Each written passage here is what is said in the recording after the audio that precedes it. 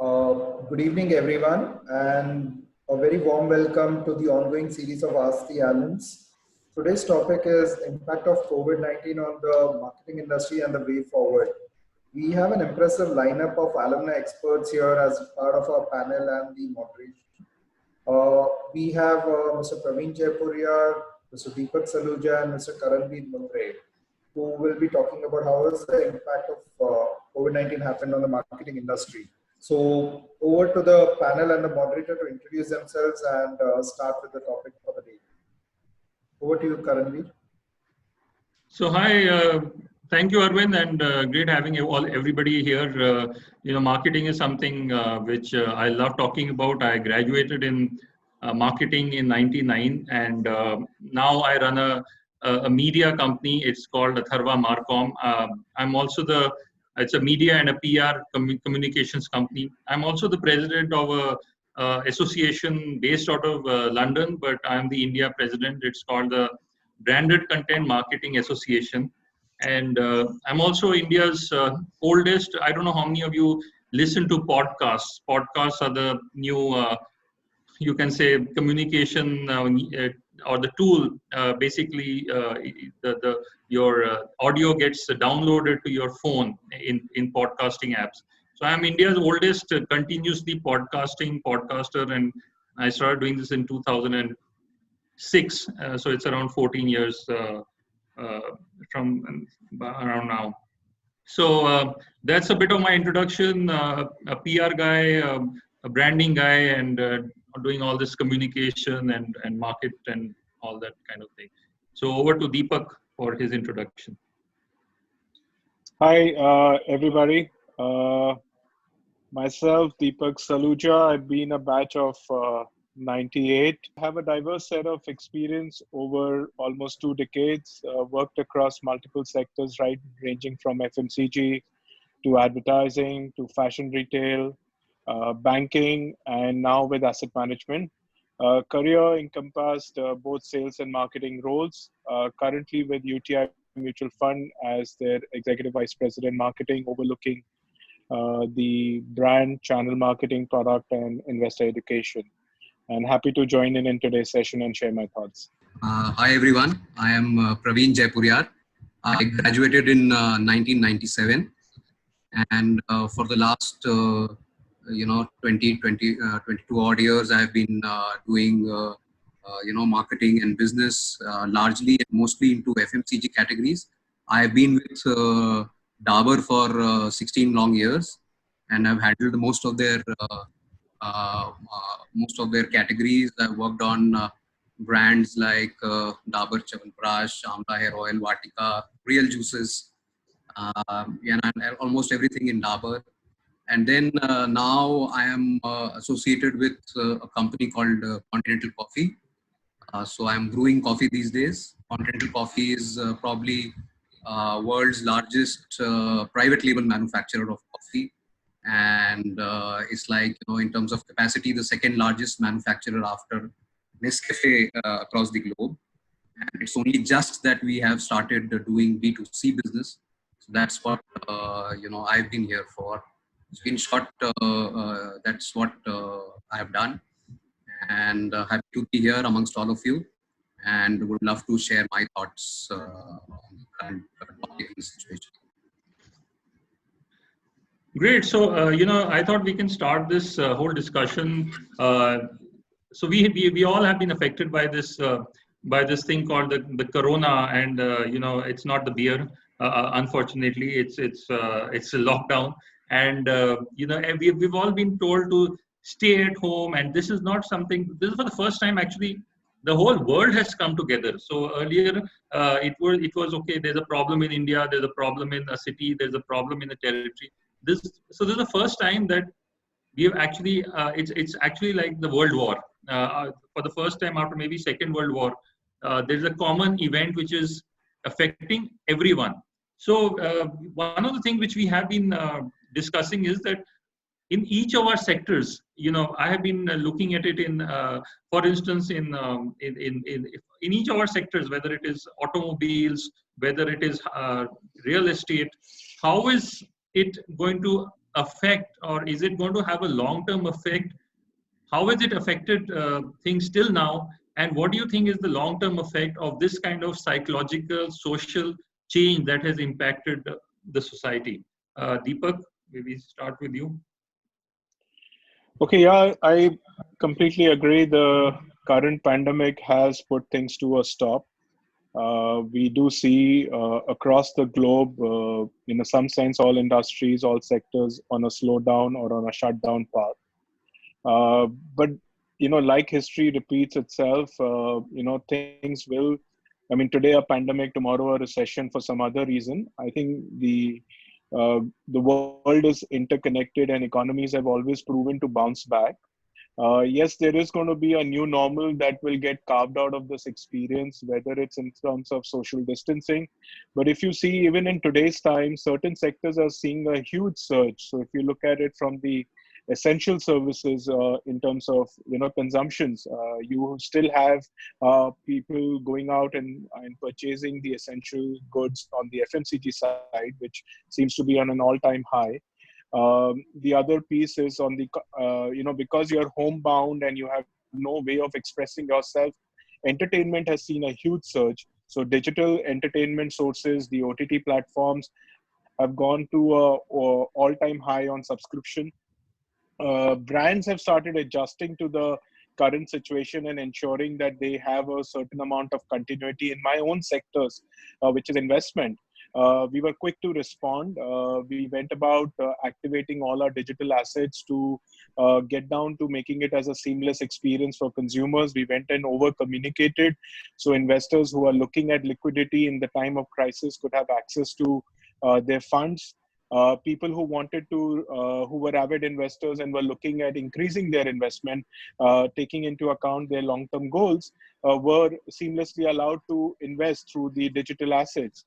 Not only that, because ours is a B2B2C industry, we've upped our engagement with our distributors, and we are running regular digital classrooms with them where we are training them on upskilling, because right now there is a huge need to be aware of how to go about handling the current situation and the business going forward. Plus, we are ensuring that the adoption on our digital assets, which we've seen a significant rise in terms of adoption by our distributors as well as consumers, clearly speaks that people, while they're homebound, seem to be trying to run a normal life as usual. But yeah, stepping out of the house is a constraint. But if I react to some of the data that's coming out from a couple of other geography, like including China and Japan, we see the hospitality industry suddenly seeing a huge surge. I was talking to someone who said that the GM of the Marriott is saying that we are seeing a 40% increase, because just after the lockdown has ceased, people have all gone out and wanting to just, try to live a normal life again. So yes, like one marketer, fellow marketer says, after every fast, there is a feast. I think we are going to be in for interesting times. The channels of distributions will evolve, business models will evolve, but I think there is definitely continuity and positivity. So, Praveen, a lot happens over a cup of coffee, and you've really seen 16 years of Dabur, and so many ups and downs in your whole thing. So, how have you particularly you've seen a lot of challenges to the business, whether it may be having the 26/11 attacks, or the World Trade Center collapse, or the economy collapse. What can you learn from all these which you can implement here, and what do you think is going to be the future of your industry? Coffee, I think, is pretty perennial, but I mean, maybe coffee bars. Do you think the way people consume coffee will be different? Do you think cafe coffee days and Starbucks, do they still have a future? What are your thoughts? Uh, so, Karnveer, my thoughts are as follows. As Deepak was mentioning, of course, there is a crisis and it has impacted all of us. It has impacted all industries. There are some industries which seems to have, it has impacted some industries more acutely than the others. But if you come to FMCG sector, you'll see that there is hardly an impact. The impact is not there on the consumption side. And we all know it. We have all, we keep consuming the FMCG products. Yeah? So there is no impact from the consumption side. The impact has come more from the logistics point of view, which will get eased out in few days to come. But even from a consumption side, say take coffee for instance. I mean, Yeah. isn't there a big hit in terms of the people, the coffee consumers in offices, buildings, public spaces? So much so compared to how much can you drink at home? There must be a huge hit in that as well. In fact, we have seen a surge in-home consumption. Yeah, you are right. Probably coffee consumption at a cafe has gone down. Coffee consumption in offices have gone down. But as a consumer, you don't change your habit too often. Yeah. So you continue to have your meetings, even when you are at home, and therefore you continue to have your teas and coffees at home. So in fact, I have been speaking to some of my colleagues in Tata Tea and Unilever, and all of them have said that their hot tea and coffee beverages business has seen an exceptional surge during these times because people are consuming more of hot beverages at this point of time. Yes, the consumption pattern has changed. It's not out of home. Now it is in home. So, probably when this thing ends, the cafes and the coffee bars and the coffee shops will have to find new ways to attract consumers. And therefore, I keep on saying that, the consumer habits and behaviors and, insights will change. Marketing will not. So marketing professionals will have to find ways and means to attract consumers. And we'll have to figure out what does the consumer want. So probably today, after the lockdown ends and I want to go to a cafe, probably I'll look for a cafe which is more hygienic, which promises more hygiene to me, which promises, safety to me. And if a cafe is able to communicate that to me, I will definitely go. And I'm sure most of the cafes must be making plans to do this. I've heard that, the movie segment, the cinema halls are already doing this. They're planning how to disinfect after every cinema halls after every show, how they'll not jam pack the cinema halls. They will allow only 50 to 70% occupancy and things like that. So therefore, marketing is not going to go away. The fundamentals of marketing will have to remain. But, depending on the consumer behavior change that has happened, marketers will have to work doubly hard to figure out what are the new insights that are come, what are the new behaviors that have come, and accordingly place your products. So Deepak, one thing which, since you are in the finance industry and are probably more clued into finance, obviously, where should we invest? We've all lost a ton of money. So that's a very relevant question, and I think you sound like an avid investor. But having said that, I think a sad avid investor.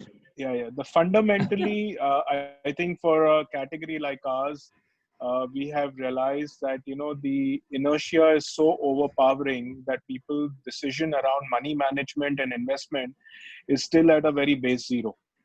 Okay, people still opt for the traditional safe havens to invest in. If you look at the recent data that's coming, yes, going forward, inflation is going to be low.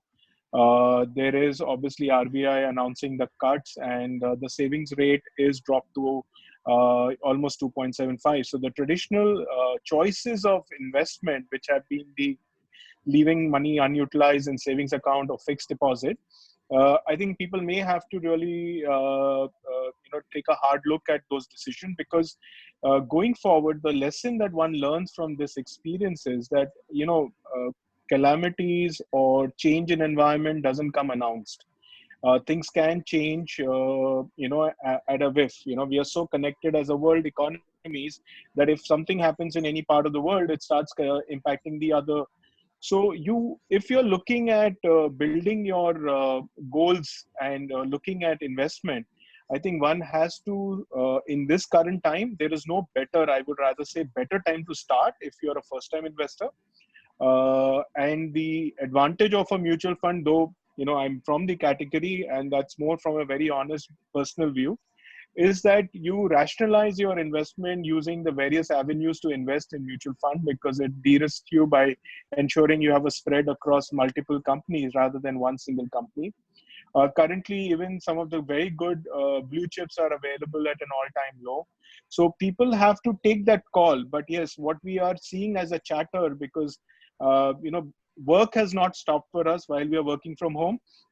We are actively engaging with our consumers. We are looking at ways and means of communicating. We are trying to run a normal business operation while from home.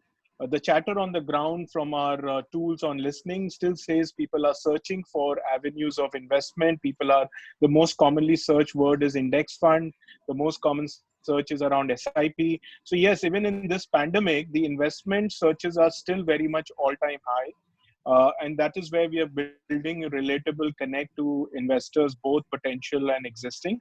And I think more so, once things normalize, people will actually look forward to creating a certain corpus on something called as an emergency fund, which people have never really bothered about. They've Yeah. always said we live for today and we enjoy for today and forget the tomorrow. I think there is going to be a conscious effort by people at large to think of planning, and you would see some amount of curb on their wants and definitely a consistent spend on their needs. So I think that difference might seize in. So Louis Vuittons will have to hold on for a while essentials and some of the other categories will enjoy the surge and normalization curve. And they're already talking about a V curve recovery, and they're not talking about a U curve recovery. Oh, interesting. As we were mentioning in the chat before, the luxury good segment is a very interesting segment because the very purpose of a luxury good is to take it out and showcase to the world that you've reached somewhere in life and you can now afford a Louis Vuitton this thing and so on. I don't know where will be the next step for them, because if with more work from home, I mean, you may be wearing a shirt and a track pant below, and still look right How did you for the guess? camera. Well, because I'm doing that right now, so I'm just. I guess maybe all of us are in our easy outfits. So Praveen, coming back to you, you are in a typical marketing environment with coffee and selling coffee, and you've done like so many years of handling new people, handling new employees, recruiting new employees. What do you look for in a good marketing person? And tell us some real instances which were good and real instances which were crazy. You may have met, we all have met done these interviews where the candidate has asked us questions which kind of silenced us rather than them. So, so tell us, and where do you see, what kind of skills you think the marketing people, the marketing students, a lot of Somaya, Simsar students need to engage or develop in this new environment? I think that's a very valid. One of the key skill sets that probably I look for when I'm looking for great marketing minds is a person's ability to understand consumers, because that's what is the core of any marketer. We meet a lot of marketeers who are very good in their, theoretical knowledge. They probably know the models very well. They know the jargons very well. But when it comes to connecting the dots with the consumers, that's the place where a lot of people are found wanting. And, the only way to know your consumers is to interact with them. In fact, in our organization, in Dabur, we used to have a 20-20 rule. The 20-20 rule used to say that you have to spend 20 hours of your time minimum with a consumer if you have to open your mouth in a meeting. Yeah. And 20 hours of market travel in the last 6 months before you are opening your mouth in the meeting. Otherwise, you're not allowed to speak, because most of the times we talk a lot, but we really don't know our consumers. So that is one aspect which I urge marketers to follow strictly. Understand your consumers, to know your consumers. And there are times when you kind of, as you say, you are dumbstruck at some people's ability to do that so wonderfully well. And I did meet one guy. We were interviewing some people from ISB, and here was a guy who actually, when he came for interview, we had actually prepared a full case study on one of our brands, Hajmola, which is a key brand of Dabur, and with a very detailed case study. And you know what? At the end of it, he said that you should sell off this brand. intrigued by the way he came to the interview, much well prepared and well structured thought process. That's a see. It's not about being right or wrong, because marketing a lot of times is a lot of it is about hindsight. In hindsight, you probably figure out, okay, this is right and this was wrong, and that's why case studies are so important in management, education. Important fact is that what clarity of mind you have when you are presenting a concept or when you are speaking your mind. Is that clarity there or not? And second thing which we were discussing yesterday is the passion to work. And that's the reason why I sometimes say that in schools like Sumaya, you have talent who probably have great passion, and an environment like Sumaya tells you how to be resourceful and passionate about your work, because we have come from an environment, scarcity environment is always about generating passion. I always believe that scarcity leads to much more passion than abundance. And Yeah, that's what, even Steve Jobs says, stay hungry, stay foolish. yeah. So and institutions like Somaya do urge you to and brings the best out of you here. So that's the second thing I personally feel that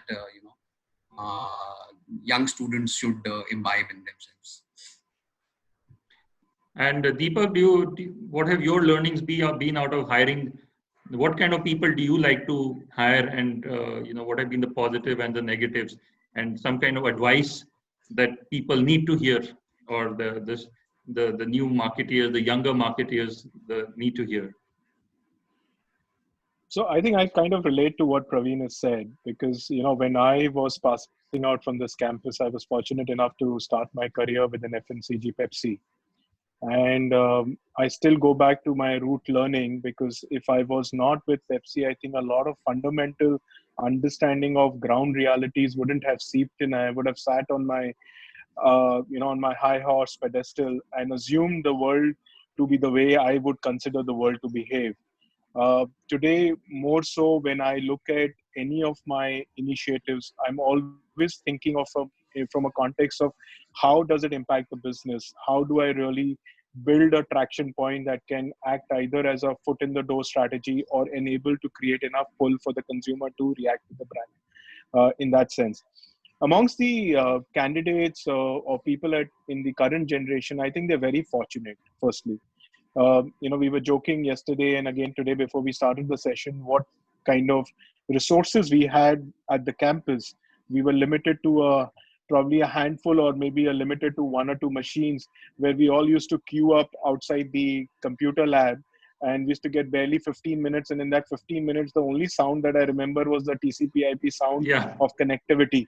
And it was an exciting phase, because in spite of limited resources, we were always excited to just get that 15 minutes of access to computer.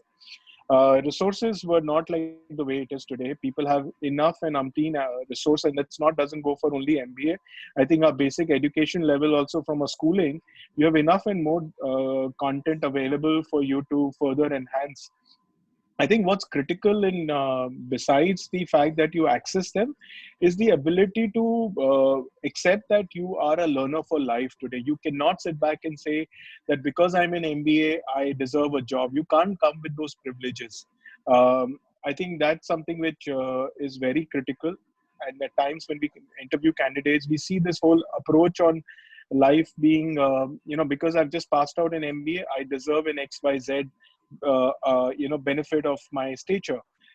Things are not the same. The reality on ground or reality in the business world is very different. And therefore, one should be willing to work towards it. And one needs to definitely have patience. You cannot come with the assumption that, the day you walk into an organization is going to open its arm. And that's true for irrespective whether you come from a category A or a B or a C. I think it's uniform. Even within the IMs, it's probably the top 10% who can probably talk with that might. I think the rest struggle just like any other institute. So you have to work towards it. You have to be patient, and you have to be a learner for life. I think if you have these kind of skill set and a positive outlook and ready to work as a team, I think it'll help you to shape up your career. Be like a sponge, constantly absorbing. and don't live with your past glory. Consider it more like a snake and ladder game where you climb up the ladder through your glory, but then be ready to be bitten by the snake and come down. So restart, learn and relearn, learn and relearn. I think that's the only way you can survive. And that's the only way you can be on the top of your game. I would like to dwell a little bit on the digital side of things because, I run a media company and a lot of it is digital. And I also do I also run a podcast called The Future of Branded Content Marketing and PR. And we actually talk about where marketing is heading. And, for instance, there's this whole concept of influencers. For instance, there's this, I don't know if many people know about this, but there's this website called Twitch. And Twitch is not in India, but Twitch is a very interesting website. It simply lets other people watch an individual playing a video game. And, these video game players, they have become so popular in the world that they have become influencers in their own rights. So contrary to our own childhood, when our parents told us, don't play video games and, shut up and go and study. Now video game players, they are being bought for like $1 million to play video games, like an IPL player. Like that, you have video game players. And so what these video game players, they play the game, and you have like 50,000 people watching the video game player play the game. So this video game player, he actually becomes an influencer, and companies say Colgate, if he says, I use Colgate to brush my teeth, you can suddenly see a spike in the toothpaste sales. Or if he says, I use this product or this mouse or so and so. So Praveen, and I'll include some of the questions over here as well. Where do you see, I really have struggled sometimes to help people or to make people understand the difference between marketing and sales, influencing and sales, public relations, how things are changing. Like pure hardcore advertising in the paper probably is not going to drive sales anymore. People have already decided what they want to buy before they enter the point of purchase. So, I'll just go through 1, 2, 3 questions. We can this will be part of it. So Ramki, he asks, how will marketing change in modern retail? You have Raj Sodha who asks, will the human motivations and consumer needs change post-COVID? And you have Rijal Kadakia saying, in COVID times, like corporates and even households are cutting in on cost, are doing cost cutting. How does UTIMF and Continental Coffee plan to convince customers to take their products and services amidst this tendency to have money in hand? So I want to just merge these things into how you are, 2, 3 angles to this, how you are using, what has been the change in digital, how has consumer behavior changed, how are you handling consumer behavior, are you aware of this new phenomena which has moved away from hardcore advertising to maybe influencing? Praveen? So I think there are lots of things that are that you have kind of put together. Let me just quickly touch upon some of these and let's see if it makes sense. First of all, the digital aspect. A lot of people keep asking that that's the new world, that's the new platform, that's the place where brands are ought to be built and things like that. So I just want to say one thing. As marketeers, we should remember one thing: digital is a platform. Yeah, it's a means to an end, not an end itself. A lot of people do get enamored by the means itself and forget that this is not the end. So I'll give you 2 examples, and that will prove a point which I'm trying to say. Yeah. So I'll give an example. We launched a hair oil in Dabur, and it was targeted to young audience, and we did massive work in digital, to lure the audience. And as you said, we used all of these influencer marketing and all that. The problem was that hair oil had no USP of its own. It was a sort of a Me Too product, and it completely bombed. So in spite of the fact that we used digital very effectively, we did all that we could, it bombed. Yeah. Simultaneously, there was this entrepreneur in Punjab called Mr. Juneja. He launched a hair oil called Kesh King. I don't know whether you have heard of this brand or not. This brand, he launched Kesh King in 2008, and in 2017, it got sold for 1,500 crores. Yeah. And the only medium he used for this hair oil launch was newspapers, which was considered outdated, which was considered to be out of fashion, and which was considered that a newspaper, who would read newspaper these days? Yeah. So I've given you two examples, but the good thing that he did was his hair oil had a USP. His hair oil has a proper positioning. His hair oil was based on a true consumer need and an insight. Yeah. So what I'm trying to say is that digital is very important. It will become more important, but it will become more important as a platform, not as an end itself. Yeah. So that's one thing which I wanted to say.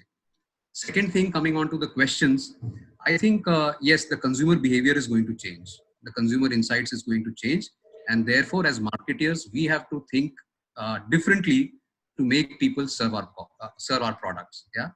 The retail environment is also going to change, but there is a conflicting report. I'll give you two reports now, which says that, there was one report which says that in the retail environment, the modern retail you are going to gain because it offers you a safe and a hygienic and a good environment. So people would like to go there.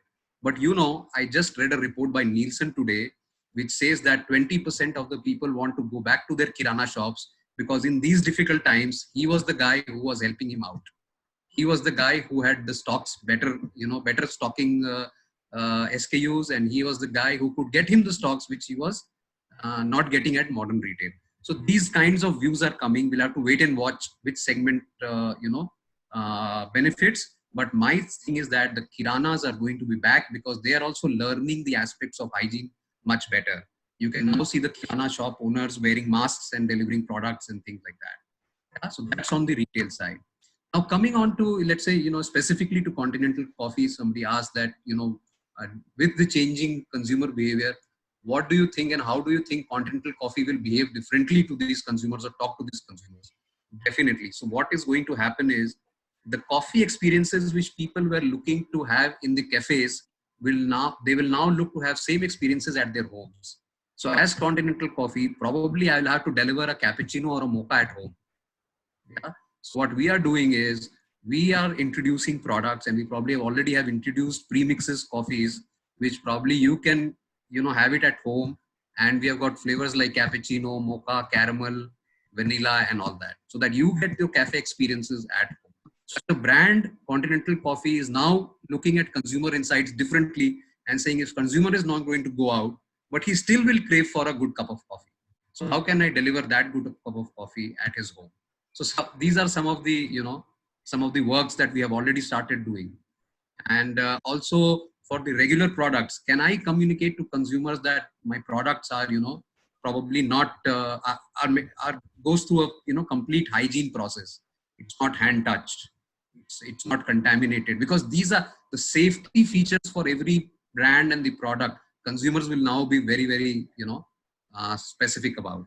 So these are some of the things that we are doing. I like the way, in fact, I like the way Swiggy, I don't know if they have responded well they have created a new category in their app, which is called restaurants which are practicing safe, safety measures. Right. And so now all the restaurants which are, doing 4-hour temperature checks and this and that, they have it in a separate category. And I'm sure they are getting greater sales, from that category as compared to others. Deepak, one of the questions which we are getting also is related to this, that, we were earlier throughout our marketing lessons and Madam Monica Khanna's teachings and Professor Guy's teachings, we were always told that the competition between print and electronic, mostly during that time. Then during our growth period and our career, it became print, electronic, and digital. Now we have some Abhishek Mohanty has come up with a question that B2B marketers are now will be investing more in digital channels like webinars, virtual events, digital ads, compared to offline channels. How should one differentiate their approach to avoid clutter and being perceived as spam by customer in the digital space? And I think now we are it's interesting. My day is literally flooded with webinars. Like this web meetings, like minute to minute. We are like I have another. I'm chairing another session at 6:30. So how do you think? What do you think is the competition in terms of explaining your product what do you think? How do you think you are going to react to this increased segmentation, increased competition of media channels? So if I, before I jump into it immediately, I would just throw in some data. The Bark Nielsen data that's come in from the last week's cycle clearly is showing a domination in terms of the television. Television, in fact, has seen a record high with as much as 40% increase on consumption over the pre-COVID period. The two dominating genre there being news and movies. So people are using movies to, kind of de-stress, and news to get updated. The other space is the digital, where you have high consumption also again, which is visibly there in terms of the OTT, again entertainment, as well as the information space, which is the news apps and all. I think I've been hearing this debate of one versus the other for now close to a decade. I was part of the digital world very early when the bubble bursted. I was part of the founding team of digital at JWT, and then I moved on to continue my journey as a marketer on the offline. And today I do have digital as part of some of my initiatives that I run. I think the way I personally see digital, it's another platform that has its own ability to communicate, and it has certain advantages which probably certain traditional platforms leave you with. So example, a television is a mass play up of your communication. Digital can probably help you target it or narrowcast it to your TG, but they both have to coexist. You cannot say one versus the other. If today the But have you seen media, any kind of effectiveness of one versus the other? Like imagine you sitting in your office and you have like a lakh of rupees to allocate, and you have your digital manager, your TV manager, and your print Sure. manager. Sure. How will you? And you want maximum customers. What will you do? So I think even today we try to work at times, because in our business the budgets are not the way most of the categories align, because we are restricted by regulation. So existing product offerings have very limited budget to really play up. And there was a time when the category used to talk about new fund launches, and there used to be significant spends. We, in fact, work towards even zero cost marketing. So that's a new format of marketing that we've been operationalizing in recent past. So I'll cite an example of a couple of years back, where I was left with a challenge that I had a product which was celebrating its 30th year of existence. And the challenge was, what should we do, and can we do something special? Knowing that it's a 30-year-old product, we had the constraint on our budgets. So we just regrouped and tried to realign the way we would look at that campaign. And I said, this is one product where I don't need to convince a sales guy. This is one product I don't need to tell my distributor, because the history of this product is that it was the first equity fund of the country. And there is a generation out there who doesn't know my product. So I don't need to go with the fact and assumption that they know it, because they are probably seeing it for the first time. So there is a potential launch kind of a feel that I can create. And we actually, in a restricted budget, played up. And on an average, we used to clock anywhere between 2 to 50 crore on an annual exercise on that fund, just by activating a lot of our digital assets across WhatsApp, looking at SMSs, landing pages, website, using the intelligence from the listening tool, SEO, the apps, the social media, as well as some bit of existence on the ATL. We were able to clock 1100, which has never been in the history of 30 years. So 1100 crore in a 30-year-old fund. So I am of the firm belief that as a marketer, you have to know who your customer is. You need to get an understanding which is deep enough to know whom are you targeting. Then you need to optimize your communication based on that as across the platform. And you have to engage the platform as a unified strategy, rather than saying, I will do digital versus ATL. This could be an outcome of budget restriction. This could be an outcome of the current situation where it's only digital. So we are still churning out communication, but it's only digital. But we are ensuring we are visible. We are relevantly visible in terms of ensuring that we have service access available. People can invest seamlessly. Distributor can use our app seamlessly, and we are communicating it. We are also looking at engagement through webinars and Facebook Live. We are running our fund manager live sales series for our distributor and investors. So you have to adopt. You have to be agile. Things can change. I like to add a question to this, which is coming from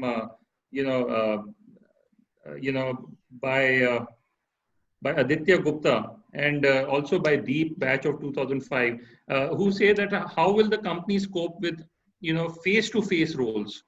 Is that going to change in any way? Like he especially like Deep especially talks about pharma type of interactions, medical reps and so on, and where you are more encouraged to go and meet the person face to face. So how will you talked a lot about Deepak, you talked a lot about all the activities you are doing. So are any of these face to face roles also transforming now? Will you be doing less of it? How will this change? So currently, we are engaging with our distributor through the e-mode. We are running, Microsoft Teams, or we are using Zoom to connect. We are creating all our communication that we can push it out to these guys at a regular interval, and we are activating ways and means where it can be co-branded and pushed from their end to their consumers. So even in this lockdown phase, our category seems to be operating nearly close to business as usual. Going forward, I think it's time will tell us, because there is views on the fact that once the vaccine is out, things will probably normalize 100%. Till then, when things ease out and we are able to go out, maybe social distancing would be a maintained norm. As a marketeer, I may restrict my team meetings in terms of my agency meetings to just doing it over Zoom or the marketing teams, which is reality today. So business decision making hasn't stopped. In fact, in this work from home, I seem to be having me and my team working much more than usual, because all we need to do is add a couple of people into the decision cycle, and they can't have the excuse of saying I'm not available, because it starts ringing on their PC. So I think productivity is an all-time high. But yeah, I know where this question is coming from. On a typical sales role where you need to spend time, engage, build a relationship, yes, that's probably going to go through a certain phase of change and transformation. But will that be permanent? I don't think so, because if we are talking about people returning back to offices, people probably getting into a barber shop, like in the US, they're opening up the barber shops in certain non-essential outlets, including in India. So are you going to say that, we'll have these open and people are not supposed to come in? That's not going to be the reality. So I think those will come back, but the pace is going to be slow. My personal view is anywhere between Q4 to Q1 of next year is where you will probably come out with a better viewpoint around these subjects. Till then, it's a evolving phase. All of us are experiencing and learning every day. Praveen, everyone is interested in technology, and there are quite a few interests in technology and coffee. I don't know if you've had any thought to that. Like for instance, Shekhar Y has asked a question about: do you see the possibility of coffee casks at home that use IoT to look at the inventory and quality and ordering the refill, such that you are using concepts of personalization, product delivery, and customer experience? IoT is a very interesting thing. I've been involved with tech for like 25 years, and they've been telling me how your IoT will refill your milk in your fridge, but it's not happened for 25 years. I don't know if you probably it may happen in the future, but on the other hand, I went on one of my shows and I talked about I'm a very loyal Kindle user now.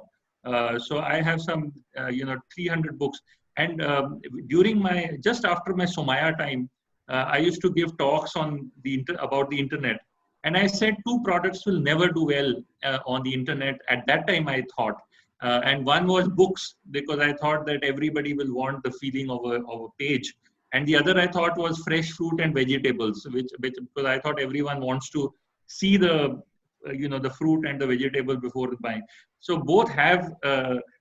I went on on another talk recently, and I said that both these things have proven me wrong. I myself and now don't buy a book unless it's on Kindle, because there's no place to keep it at home. So is there any have you ever thought or experimented or imagined IoT in your coffee ideas? I think very interesting question. So let me tell you, technology has its role to play, and it's going to change. It was already changing. It's not that it wasn't changing. And I'll give you by examples. But only thing that has happened is that probably this situation, COVID, will accelerate it. So in the sales processes of FMCG sector, we already have a huge amount of technologies already playing a role. So, for example, all the large companies, when their now salesmen go to take orders, it's all technology based. So not only technology based, there's a lot of AI involved into it.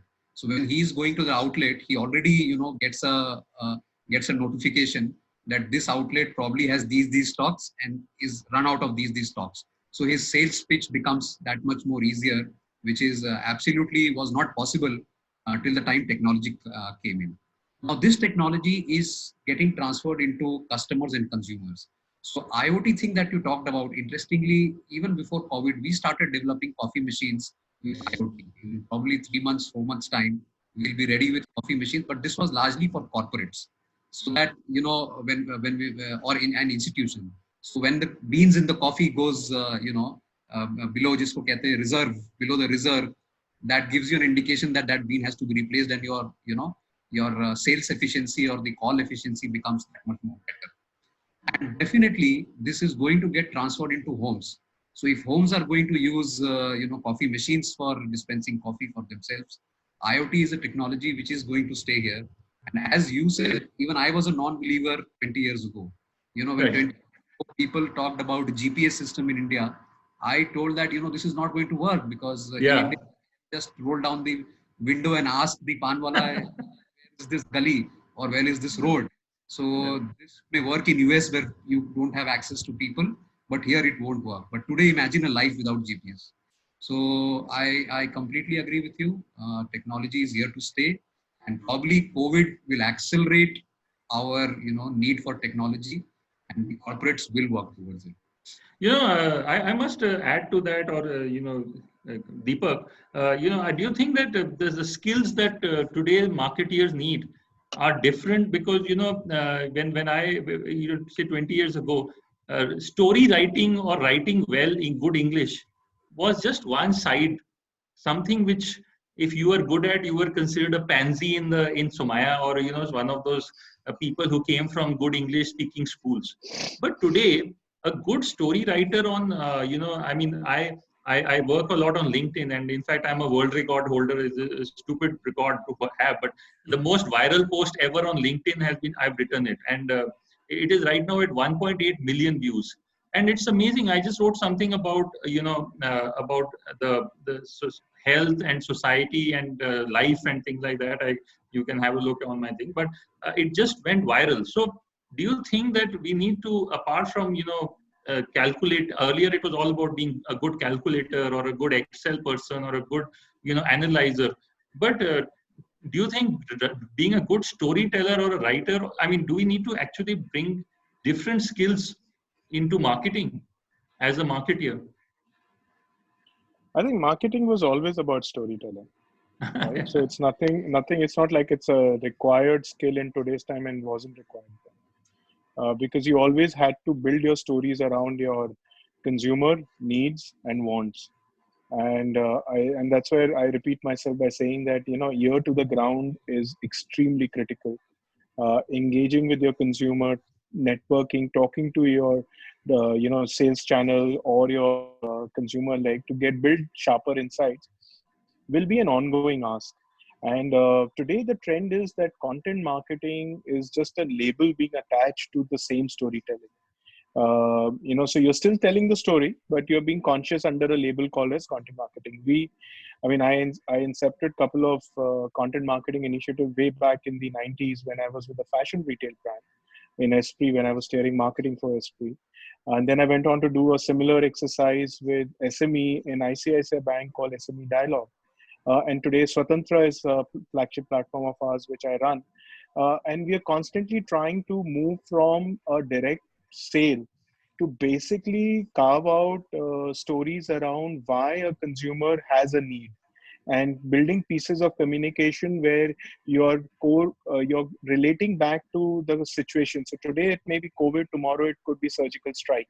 I need to have relatability to what you are experiencing, and therefore bring in the context of my category, and therefore own it under my brand, so as to build a nudge, enough factor for you to consider me as a choice. So I think that storytelling will always be, and marketers are known to be great storytellers. Steve Jobs was a great storyteller when it came to Yeah. his whole line of product. I mean, every year we all would sit back and look in September, just his ability to tell a story, and with Yeah, so much of absolutely. passion. I mean, look at And the he used product. to Look at make the iPad product. It was the most crappy he used to product make the you could ever. technology look so simple. The Yeah. most complicated product today is the most simply driven, explained in the case of Apple. And that's why it Yeah. has so many loyal followers. No, absolutely. I mean, I always wonder how he sold the iPad, because it was a product at that time with no USB port, which had no access to external devices. It had, and even internet when it started 10 years ago, internet didn't have the speeds that you have now. So a person like that went and sold an iPad, and it became the hottest selling product. I mean, if you wanted to look cool, you had to just bring out your iPad out of your briefcase and sit in the airport lounge, and everyone would think you're the coolest guy around. So, but one thing which probably we haven't touched upon, we're all this English focused. I do want to talk a little bit about marketing in non-English zones. And what do you think, Praveen, you as a coffee person, do you have a separate strategy for that? And how does that? How do you plan for that separately? Does the marketing channels that you use, are they different, or are you using the same strategies? Are you slicing the people differently in terms of social, economic, non-English speaking? Because I'm in Bangalore, and in Bangalore and South it's a different planet altogether. Of non-English speaking people. Yeah, definitely. And especially when it comes to coffee, for North Indians, coffee is different, and for South Indians, coffee is different. Yeah, it's an essential product for us. Yeah, it's an essential product, and a lot of South Indian homes they treat coffee as a ritual, and Yes. especially the filter coffee users who are who are used to this ritual for decades. So there is a different consumer psyche and a different consumer behavior towards all of this, and therefore we have to treat the consumers differently. So when we talk about our filter coffee is called Continental Malgudi. The brand name is Malgudi because that's the audience we want to speak to. So when you are speaking to a traditional audience which is deep into rituals, a very traditional South Indian home, you have to speak to them differently. You have to speak to them in their own language, in their own way. So when we advertise Malgudi, we advertise on traditional channels. We advertise. We use traditional methods of advertising, and even the way we tell our story, which is the storytelling you were talking about, is about in their own language, in their own way. So that's different. But when we talk about Continental This, which is a premixed coffee, which is targeted towards youngsters, to them we talk differently. So definitely you have to choose your audience. Give us an example. Give us an example of how you talk to them differently. So when you, I don't know, if you get a chance, probably on YouTube, you could go and see the Continental Malgudi ad. So the Malgudi ad is a setup in a traditional South Indian Bangalorean home, wherein the wife would get at 4 o'clock in the morning and prepare that decoction of coffee, and then do her chores and then come back and prepare a cup of coffee. So that's the slice of life of advertising you will see for Malgudi. But when you see this Continental This, probably again you can go to Facebook and see some posts there. You'll see it's quite quirky in nature. It's about how as a student you can make a quick cup of coffee, you can do this, you can do that. And even the brand name, I don't know whether you realize or not, when you see the brand name, it's called Continental This, THIS. And the reason, and nobody would have kept a brand name like this because it's quite different. The reason we wanted to put it is because we want to talk to an audience which is a little quirky in nature, which, as you said, it's an English speaking audience. And therefore, the whole talk or whole narrative to them was different. So just see the brand names. One is Malgudi and one is this. This itself tells you the way that these brands would speak differently to different.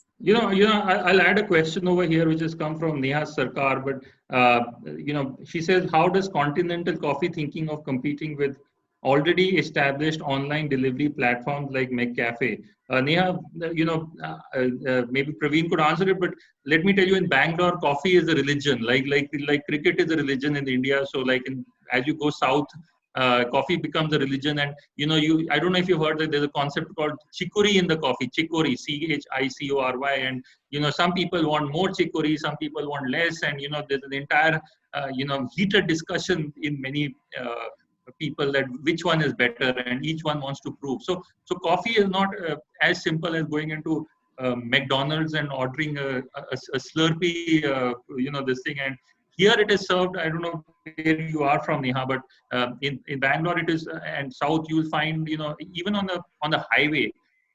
I was driving down recently a month ago on a road trip, and I went into a small, eatery, and I asked for a cup of coffee, and it was brought to me in this brass container below, and a cup on top. And absolutely, you could take a picture of that. I can't describe it here, and unfortunately, you can't imagine it. But there's a little cup. The ones who have had it, Praveen will probably know what I'm talking about. And it was made of brass, out of everything. So, Praveen, still, I'll let you answer this. How does Continental Coffee think of competing with already established online delivery platforms like McCafe? So, Kanveer, actually, you probably hit the nail on the. It's by the way, just to tell you that's called a dabra, that thing that you were talking about. Yeah. Okay. Wow. Okay, I didn't know that. Has got a cup and a thing and they call it, just to add to the anecdote. The two things are given to meter it. So it's called metering of coffee. So from 1 meter, you have to pour the coffee from 1 meter. And therefore it's called metering to get that froth right. So let me also add to that, a little cultural thing, because I am from Delhi and now living in Bangalore. So this coffee thing, it's relatively precious, right? I mean, it must be worth maybe $50 or something, just those that brass thing. So you go to Delhi and I went into a place and I said, give me a cup of coffee, and a regular coffee shop, and he won't give me a steel cup because he thought I will run away. But you go to Bangalore and anywhere in South, and nothing, no regionalism here. But there is an extreme, I can take it and walk away, go and sit in my car, have a cup of coffee. No one will ever question me whether I'm, what am I doing, whether I'm going to pay or not pay or anything like that. So, sorry, Praveen, just because this coffee thing is so quite I think, those are some coffee insights, which is very intriguing. But coming back to thing that Neha asked, that how are we competing or plan to compete with McCafe? Neha, we are not into coffee services. So we are not into cafes. So we are now at this point of time not necessarily competing with McCafe. But yes, we are anyways competing with the big wigs like Nestle and the Unilever, because these are the two players who dominate the coffee category, the in-home coffee consumption, which is through their brands Nescafe and Brew. And here I'll bring back the insight which Kanveer was talking earlier. The product here is very important. So again, it's all about coming back to fundamentals of marketing, the 4 Ps, and why the product is important, because South Indians drink their coffee with chicory. So you have to make that blending very right, that if the blending is right, people will drink your coffee. And that is the reason why Nescafe. And actually, for everyone out there, chicory is actually not very good for health. Technically. No. I'm sorry. I'll just correct you. Chicory is nothing to do with health. It's actually good for health. No problem with it. It's a plant extract. So it's not that good for health. It's only thing. It's a cheaper filler. It's like, it's a filler for coffee, which is cheap, and therefore it's good for corporates. But over a period of many years, South Indians have got this habit of drinking chicory coffee, and that's the reason Nescafe doesn't sell in South and Brew doesn't sell in North, because North Indians don't like chicory. So the most important thing that we do and we try and create is create the product right. So what we have done is we have done the coffee mixture blending right. And that was the most important thing in competing with these players. The second most important thing here in competing with Nescafe and Brew is that this is a very sticky category. So, it's very difficult for people to change brands because they want their morning cup of tea and coffee the way they have been drinking for so many years. So that's the biggest challenge that we have been facing till now. But what we did to overcome this challenge is to make sure that we do a lot of wet sampling. Today, Continental Coffee in Southern market does 1 lakh cup of wet sampling every month. So that's our way to convert people, to our coffee. And that is giving us fantastic results. In probably 1.5 years of our existence of branded B2C segment in South India, we are closing into 5% market share, which is a tremendous, achievement for a startup like ours. So that's the way. We don't have monies to, spend like what Nestle and Levers would do. But what we do, we have this passion of saying that, okay, our coffee is better than yours. And what is the best proof of that? Drink our coffee. So 1 lakh cups of wet sampling. Yeah, Hertz, like Hertz said, Hertz, the famous thing, we are number 2, so we try harder. You know that. Yeah, what we were taught all our MBA times. That's what we do. In So, fact, even our sorry. Yeah, Deepak, I just wanted to get to you, put the same flavor of coffee in a financial product and ask you that, do you think that there's a difference in the way people invest in different regions? I mean, have you seen North Indians, the typical Punjabi swag of not caring about tomorrow, and the South Indian thing of being more conservative? Do you see differences in regionalism in investment strategies? So Karanveer, it's a very important question because, currently when we look at the data across the country for our category, investment as a culture still dominates amongst a handful of cities, Bombay, Delhi being the maximum. Okay, this could be an outcome of the fact that you have large corporate institution and salaried class which dominate these geography. And then, of course, Bangalore and a couple of more metros. The problem is a lot more deep-rooted than purely a category referencing, because traditionally, when it comes to even in our educational system, we are all gearing up for a skill set that would emerge into a earning capacity or a role which will churn out money for us to have a progression in our life. But at no point of our academics, we are ever taught about money management. Absolutely. Right? So when it comes to your early school days, yes, pocket money and those are ways and means of teaching. But, we are a category which has been existing for over 5 decades. And the category still struggles on the number of unique investors. We are talking about close to 3 crore investors. Now, the challenge is nothing to do with the category, because people who've been invested have obviously gained returns which are significantly higher because of the cycle that they've maintained on their goal focus and the approach they've adopted.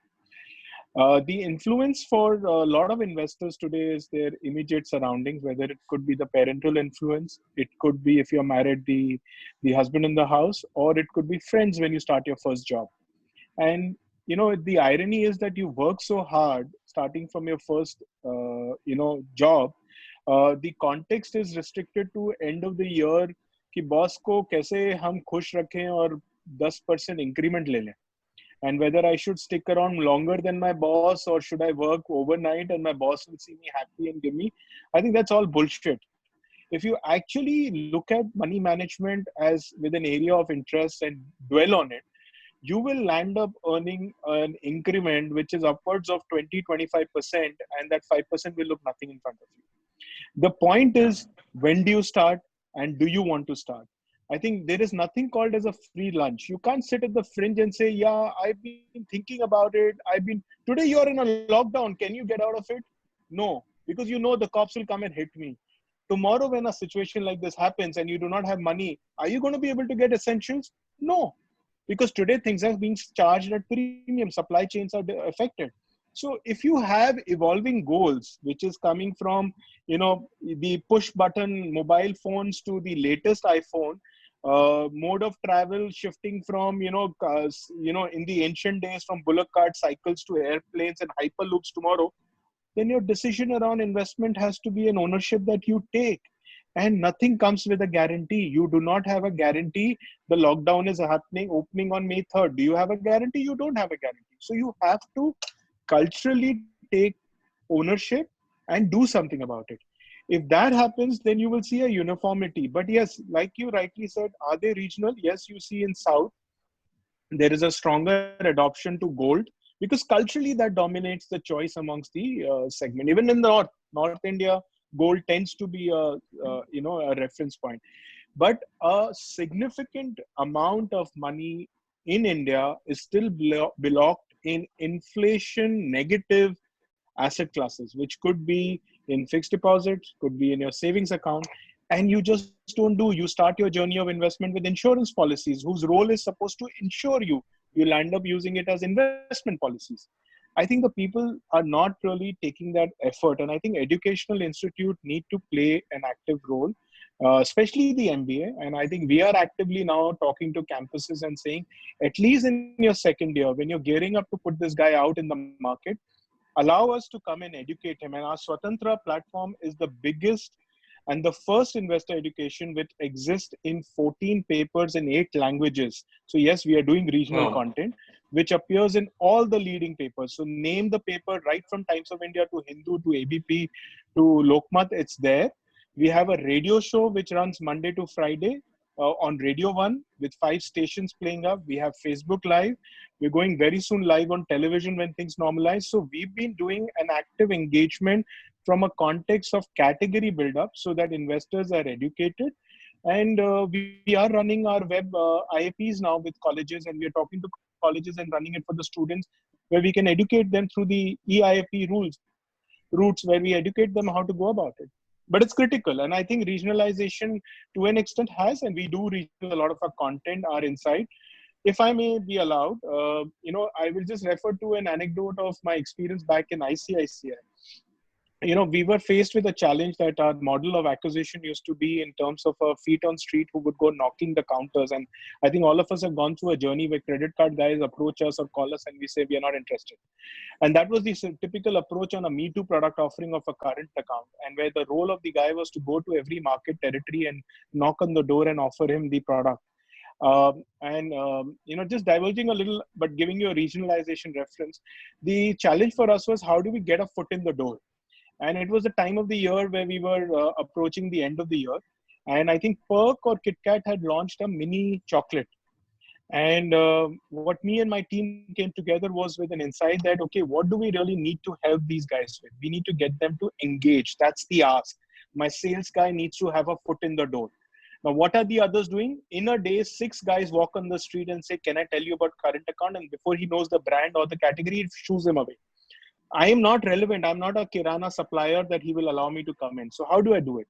So we said, let's first ensure we don't do this in metro, because metro is overexposed to such kind of initiatives. Let's look at only smaller towns, to a Ratlam, to an Indore, to an Ujjain. Back then, I mean, these were small towns and compared to a Bombay like an evolved city. And we said, okay, let's take the insight that you have the new year coming. Can we pack it into a credit card side packed wrapper with the brand colors and give it to him and just tell him to go to the counter and say, Naye saal ki shubhkamnaएं, muh meetha kijiye. Now, this would clearly intrigue the guy, because till yesterday, this guy would come in and say, can I tell you about current account? And you would shoo him away. Now the guy walks in and says, Naye saal ki shubhkamnaएं, muh meetha kijiye. And when he's handing over is when the spiel starts. Because the guy has to unwrap that wrapper and then take out the perk. And by the time he's in a conducive environment of having a smile on his face, because he's getting a chocolate and that gets you smiling, and he's open to listen to you, maybe even offering you a glass of water or a cup of tea or wanting to listen, and it helped. So regionalization is based on understanding your consumer, his environment, understanding the market in terms of what's the kind of evolution of that market, and then try to look at nuggets. And for me, the learning is not of my category. I look at learning going back to my roots. I look at my learnings from, FMCG, Pepsi, where I would get onto a truck with my sales team and do 40 calls a day, morning 7 o'clock till 10 o'clock, go to every shop and try to increase my market share. And that is when the cola wars were peak, or the SME marketing, or the fashion marketing, where I would be at a shopper stop to observe consumers taking the decision on watches. And I think that's what you build over a period when you kind of look at it from a learning everyday approach. And that nuggets then help you to transform when you're taking decision on different categories that you're handling over your journey of career. Wow, I think that was a huge amount of learning.